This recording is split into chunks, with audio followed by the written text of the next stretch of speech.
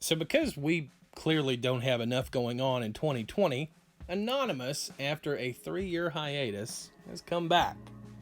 And this time they have come back with a bombshell. They have released a laundry list of people that are purported to be in the little black book of none other than Jeffrey Epstein.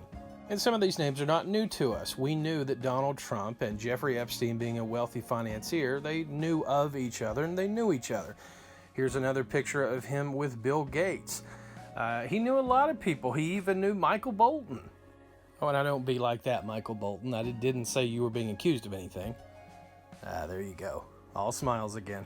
Now, one of the most damning pieces of information that Anonymous points to is a lawsuit that was filed in 2016 by an anonymous woman in California about a rape occurred, her own, done by Jeffrey Epstein and Donald Trump to her in 1994 when she was just 13 years of age. But what Anonymous doesn't tell you about that is that it was just before the election in 2016, was thrown out, and when it was looked at by a number of journalists, both conservative and liberal, they found it had no merit. So no new info there, no bombshell. Another name that Anonymous has alleged to be in Jeffrey Epstein's little black book is that of Naomi Campbell. Ms. Campbell, of course, if not the greatest supermodel, one of the greatest supermodels of all time. Ms. Campbell has also said that she's not a saint, and she's been in hot water for her time with Liberian dictator Charles Taylor.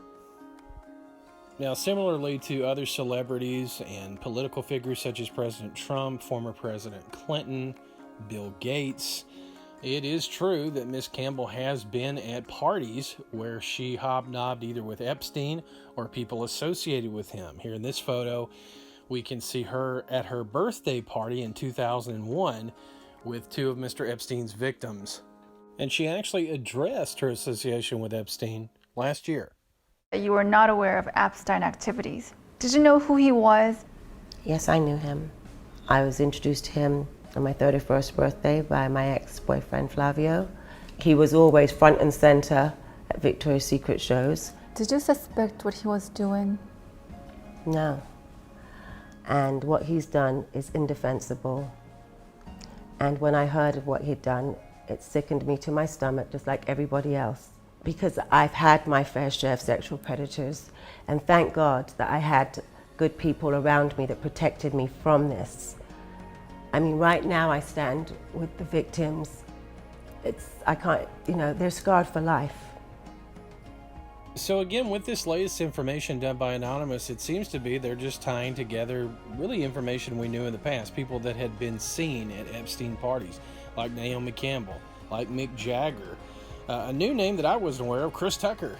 But it's not uncommon for celebrities and those in the 1% to hobnob with each other. And Jeffrey Epstein, as being a multi-hundreds of millions of dollars worth financier, he was at a lot of parties. So is anybody involved in the things that Jeffrey Epstein used to do? Obviously, his goal was to get people to the island and essentially get them into a compromising position so that he could blackmail them.